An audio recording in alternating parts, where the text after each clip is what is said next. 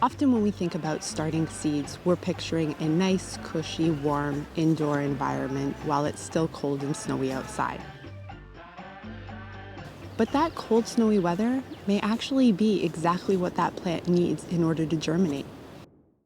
As gardeners, we are either directly or indirectly mimicking Mother Nature with our gardening attempts. And if we have repeated failures with certain elements, then we can often look to where that plant grows in its natural environment and take some cues from that to pick up on and maybe fix our methods. Now, many annual seeds, such as, say, tomatoes or marigolds, have a soft outer coating. This means that they can simply be sprinkled onto the soil when it's warm enough and they will germinate on their own with those conditions. But many native to our area wildflowers, they have to put up with all of this winter. So they have a hard outer coating, which helps to protect them against our freeze-thaw cycles and keeps them from sprouting and coming out of dormancy too soon. But this also means that seed starting is not as simple as just sprinkling them onto some warm soil. We have to break down that outer coating. So this is where cold moist stratification comes in. Now we can simply sow our seeds out in the garden where we want them to be sprouting, but this has a less than awesome germination rate for a few factors. Many of those is that seeds are nutrient storehouses. The critters in our ecosystem rely on these to get through our winter months, and they will often get gobbled up by birds or other mammals that come into your yard.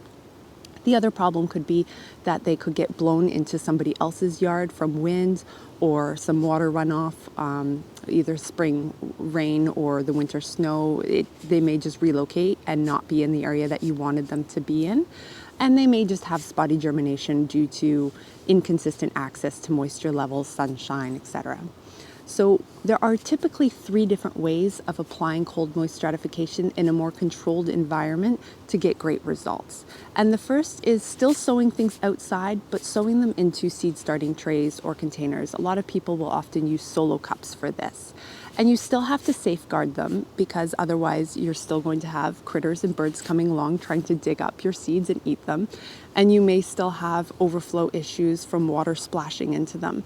So there are a few different ways that you can protect against this with either chicken wire or covering them in certain ways. Some people will apply sand to the top to help prevent splashing.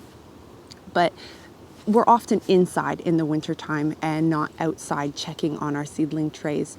So it has a great success rate with this method, but it can still have a few different issues. But Mother Nature knows best, and germination rates are typically pretty high with this method. The second option is doing cold moist stratification in a more controlled environment inside your house.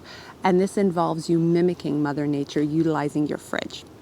So to start, we soak the seeds overnight and then we drain them out, place them in a moist paper towel and put that paper towel with the seeds into a little baggie and pop that into the fridge for at least a month, ideally 4 to 5 weeks. From there, we can take them out, sew them up into a seedling tray like we normally would with any other annual, and they will start to germinate from there because we have now mimicked the winter months and coming into the spring months. The third is definitely my favorite, and it has been trending for the last few years, and for very good reason, because it is a set it and forget it style of gardening. It takes no space indoors, and it's pretty fail proof. Like, it works really, really well, and that is winter sowing in jugs. Why this works so well is that you are still tapping into Mother Nature. She's doing all of the heavy lifting for you, but you have created a nice, safe, cushy little environment for your seeds, utilizing the jugs as a little greenhouse.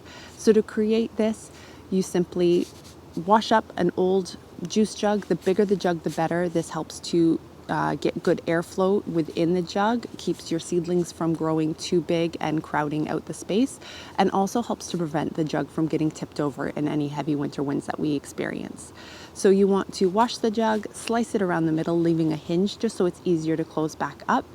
Fill that with some pre-moistened soil, sprinkle on your seeds, seal it back up again with some duct tape. Make sure that you have drainage holes in the bottom and airflow vents in the top, and then pop that outside into your garden.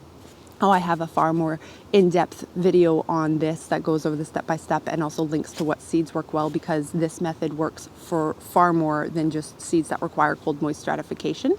And I will leave that linked up here. Make sure that it is not underneath a canopy so that it can still have access to moisture and sunshine. And it will sprout when the time is right. Mother Nature knows best, and those little seedling babies will all come up when the time is right.